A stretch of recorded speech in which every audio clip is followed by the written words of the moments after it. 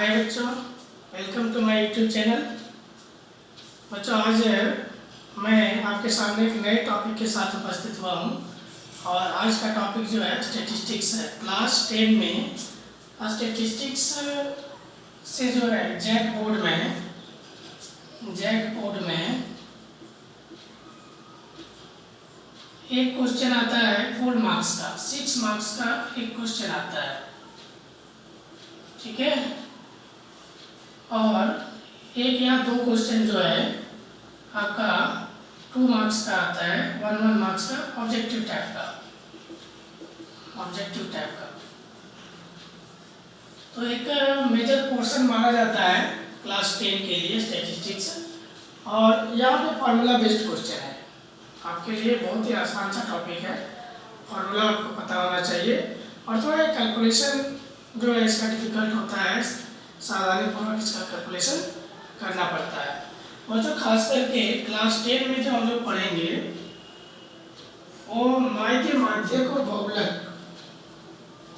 माध्य इसको इंग्लिश में मीन कहते हैं, माध्यक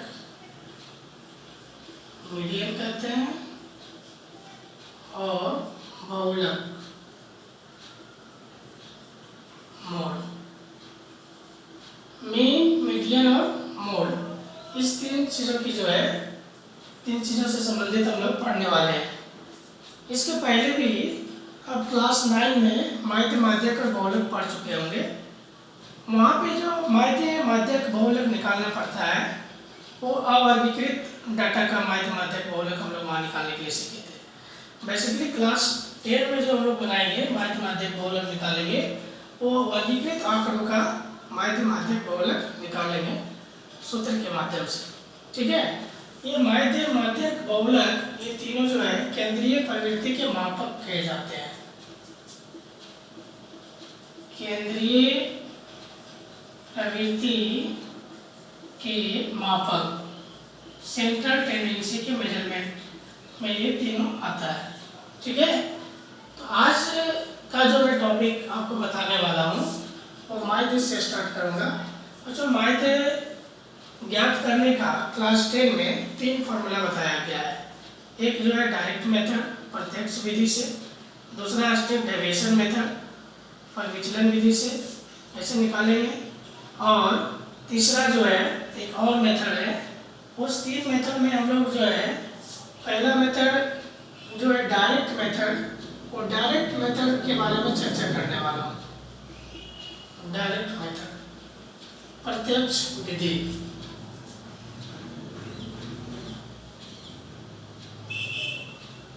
प्रत्यक्ष विधि ये माध्य ज्ञात करने का पहला मेथड है डायरेक्ट मेथड। दूसरा जो है कल्पित माध्य विधि,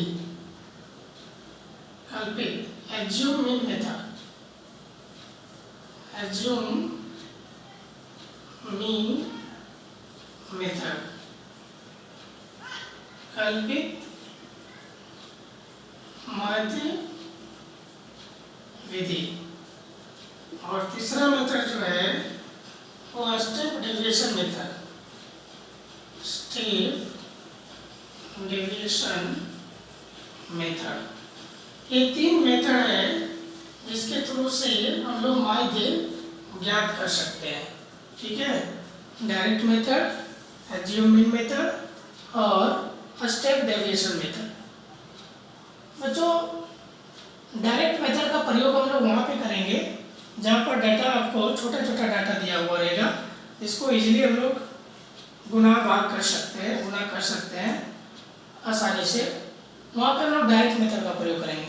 लेकिन जब डाटा आपके पास थोड़ा अधिक बड़ी संख्या का अगर मिलेगा तो वहाँ पे एज्यूम मीन मेथड और स्टेप डेविएशन मेथड का प्रयोग करते हैं।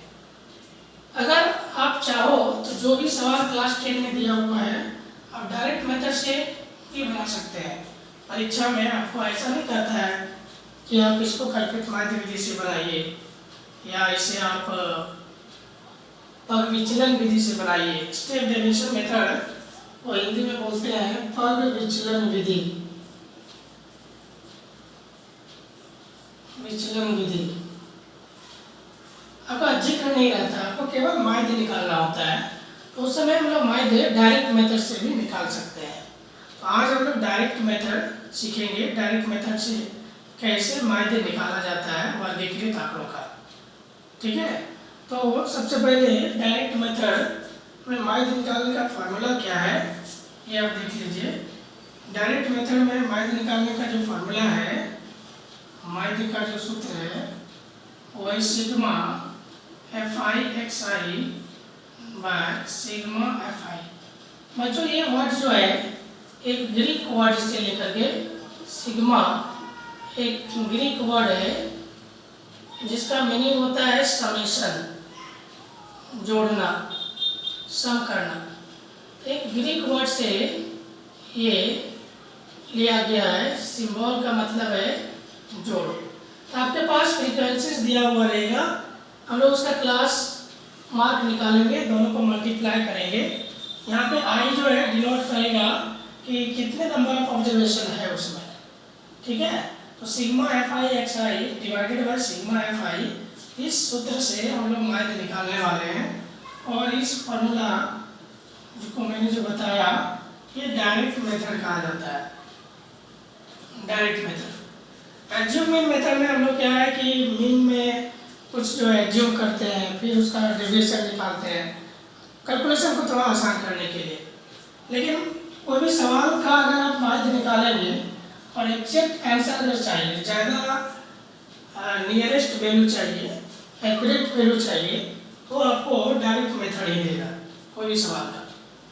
क्योंकि ये एज्यूम मीन मेथड और स्टेप डेविएशन मेथड में आपका डेसिमल के बाद अंतर आ सकता है।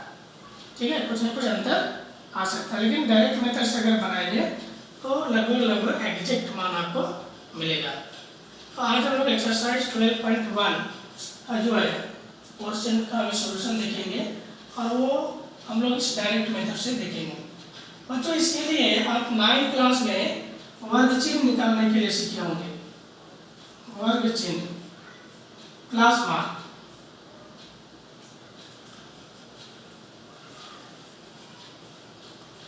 वर्ग चिन्ह के लिए आपने फॉर्मूला पढ़ा होगा, उच्च सीमा प्लस निम्न सीमा डिवाइडेड बाय 2। उच्च सीमा प्लस निम्न सीमा divided by 2, upper limit plus lower limit divided by 2। बच्चों इसके अलावा आपको वर्ग माप की जरूरत पड़ेगी। वर्ग माप आप समझते होंगे, वर्ग माप या वर्ग माप भी बोलते हैं, क्लास साइज बोलते हैं इसको इंग्लिश में। क्लास साइज ये होता है उच्च सीमा माइनस निम्न सीमा। उच्च सीमा माइनस निम्न सीमा, उच्च सीमा माइनस निम्न सीमा। ठीक है, तो ये डायरेक्ट मेथड माध्य ज्ञात करने का सूत्र हो गया। अगर अब आइए हम लोग पहले देखते हैं, जैसे जैसे हम लोग एक्सरसाइज में बढ़ेंगे फिर माध्यक निकालने के लिए और बहुलक निकालने के लिए आपको फॉर्मूला के साथ बताएंगे, लेकिन एक्सरसाइज के साथ चलेंगे। आज केवल हम लोग माध्य को लेकर के चलते हैं।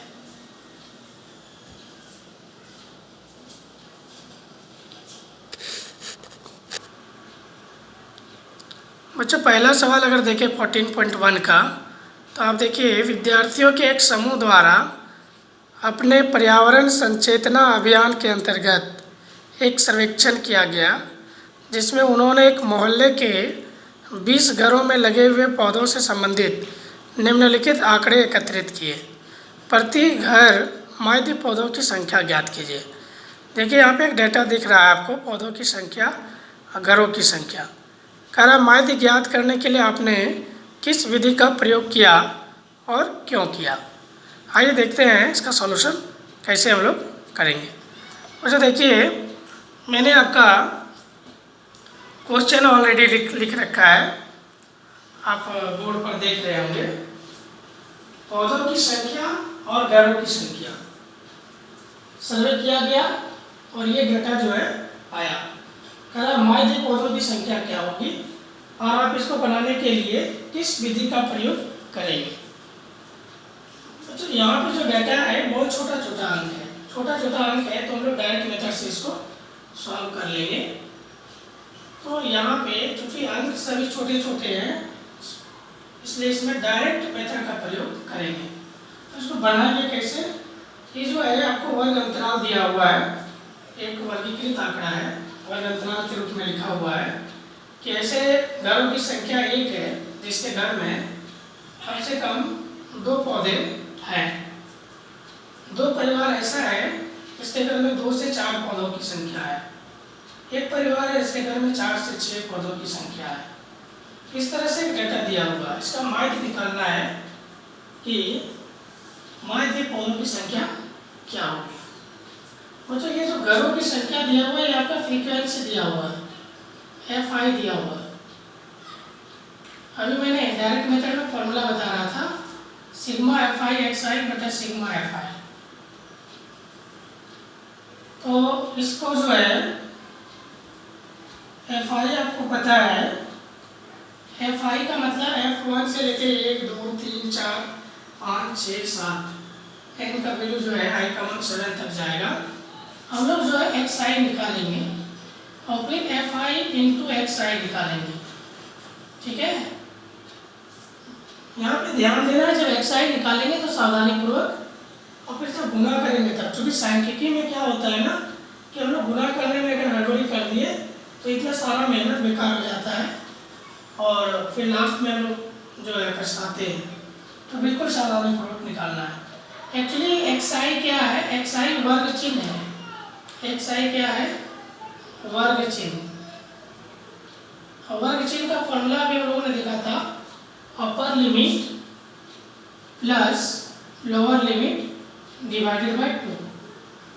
तो इस फॉर्मूला का प्रयोग करके ये हम लोग निकालेंगे। दोनों को जोड़ना है, lower limit plus upper limit जोड़ेंगे तो 0 प्लस 2 और 2 का हाफ करेंगे तो कितना आएगा? 1 आएगा। ठीक उसी तरह से 2 प्लस 4 6, 6 का हाफ 3, 4 प्लस 6 10 का हाफ 5। देखिए 2 का अंतर जा रहा है। आप यहाँ देखिए 2 का इंटरवल है, इसलिए यहाँ भी 2 का इंटरवल आपको मिलेगा 1 3 5। जब इसको जोड़ेंगे तो यहाँ पे देखिए 7 आएगा जोड़ने से, हाफ करने से। 10 प्लस 8 18, 18 का हाफ 9, 12 प्लस 10 22 हाफ 11, 14 प्लस 12। ठीक है, इसको ऐड करेंगे तो आपके पास कितना आ जाएगा? 26। 26 का हाफ करेंगे तो 30। ठीक है, 2 का अंतर। आपको यहाँ 2 निकाल लेने से आप लगातार लिख सकते हैं। ये कंटिन्यूअस अगर क्लास इंटरवल दिया हुआ है तो देखिए यहाँ पे हम लोगों ने निकाल लिया xi। अब क्या करना है? Fi को xi से गुना कराना है। 1 को 1 से गुना करेंगे, इस सामने वाला कॉलम में लिखेंगे। 2 को 3 से गुना करेंगे, 2 3 जा 6, 1 5 जा 5, 5 7 जा 35, 6 9 जा 54, 2 11 जा 22 और 13 को 3 से मल्टीप्लाई करेंगे 39। इस पूरे को हम लोग जब जोड़ेंगे, यही है आपका सिग्मा Fi xi। सिग्मा मतलब जोड़, यहाँ से यहाँ तक। किसका जोड़? Fi xi का। जो हम लोग ने इस दोनों को गुणा करके यहाँ लिखा, सभी का जोड़। इसको जोड़ेंगे, देखिए सावधानी से इसको जोड़ना है। इधर 0 लगा दिया ताकि गलती ना हो। 6 और 1 7, 7 और 10 17, 17 और 4 21, 22 23, 23 और 9 23 और 7 23 और 7 30 और 2 32। हाथ में 2, हाथ में 3 आएगा। 32 का 2, हाथ में 3, 3 3 6, 6 5 11, 11 और 5 16, 162। 9 10 11, 11 4 15, 15 और 10 25, 26 और 6 32 के 2, हाथ में 3 3 6 2 8, 5 13 और 3 16। ये वाली जो वैल्यू है यहाँ पे मिलेगा सिग्मा Fi। इसको जोड़ेंगे तो 2 1 3 1 4 5 4 9 6 15 और 5 20। आपको क्वेश्चन में भी दिया हुआ था कि 20 परिवार में सर्वे किया गया। तो इस तरीके से हम लोगों ने क्या किया? Fi xi का समेशन निकाल लिया और सिग्मा Fi का मान निकाल लिया। ठीक है।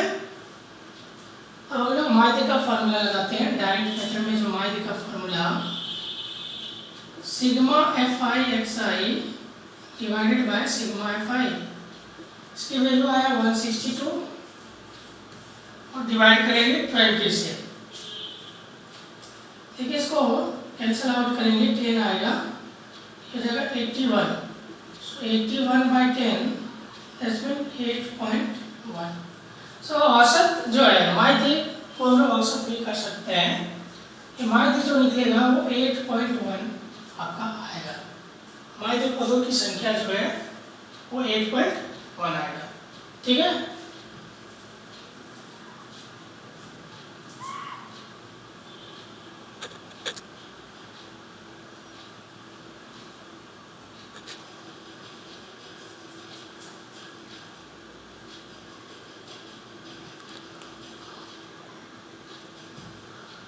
बच्चों देखिए 2 नंबर में कह रहा है, 2 नंबर में किसी फैक्ट्री के 50 श्रमिकों की दैनिक मजदूरी के निम्नलिखित बंटन पर विचार कीजिए।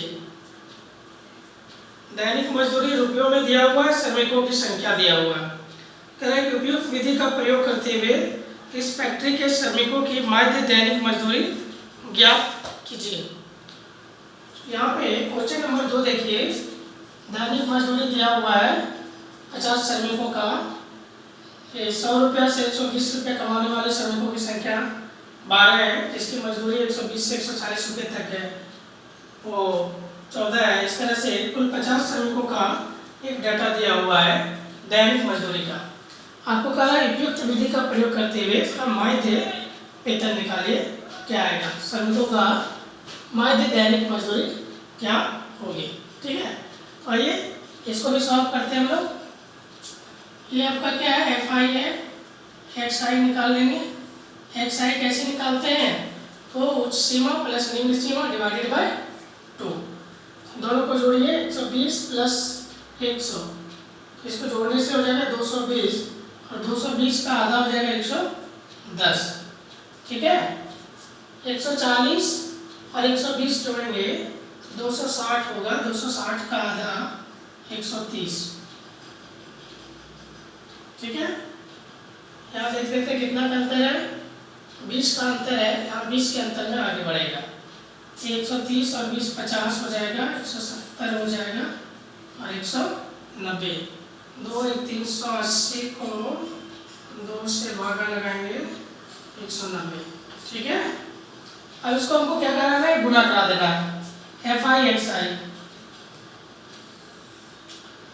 तो 12 को 11 से गुणा करेंगे, 2 2 और 1 3 1, 132 पर 1 0 आ जाएगा। 13 का स्क्वायर होता है 169 में 13 जोड़ दीजिए, 9 10 11 12 से 1 7 1 8, ये हो जाएगा 1820। 15 आपके कितना होता है 120, ये हो गया 1200। यहाँ अगर गुणा करें तो 6 7 42 के 2 हाथ में 4, 6 के 6 4 10, 1020 और 1900 को 190 को 10 से गुणा करेंगे आएगा 1900। इसको जोड़ दीजिए, सिग्मा एफ आई एक्स आई, इसको जोड़ेंगे तो आएगा आपका 0 2 2 4 2 6 8 3 11 12 13 13 7 20 और 2 22 के 2 हाथ में 2 2 3 4 5 6 7 7260। ठीक है, और इसका माध्य निकालेंगे। ये ज़्यादा बड़ा संख्या नहीं था, का मूल्य जो था छोटा ही है, इसलिए हम लोग डायरेक्ट मेथड का इसका प्रयोग करेंगे। तो माध्य का फॉर्मूला होता है sigma F I x I by sigma F I 7260 बटा 50। आप इसको या तो 2 से ऊपर नीचे गुणा कर दीजिए, या तो फिर काट के इसको आंसर निकाल दीजिए। इसको 2 से गुणा कर दें ऊपर नीचे, नीचे 100 हो जाएगा और ये हो जाएगा 6 दूनी 12 2 दूनी 4 और 1 5, 7 दूनी 14, ठीक है। और डिवाइड कर देंगे 145.20 रुपया। मजदूरी है, ये क्या आएगा 145.20 रुपया जो है इसका आंसर आएगा।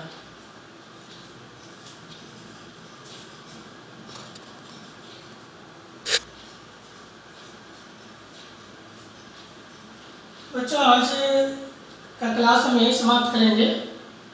आज हम लोगों ने देखा कि मायदे ज्ञात करने का डायरेक्ट मेथड क्या है और क्वेश्चन नंबर 1 और 2 एक्सरसाइज 14.1 का सॉल्यूशन हम लोगों ने देखा। आशा करता हूँ कि वीडियो आपको समझ में आया होगा, आप इसे अच्छी तरह से समझ पाए होंगे। मैं फिर मिलूँगा नए लेक्चर के साथ अगले दिन। धन्यवाद।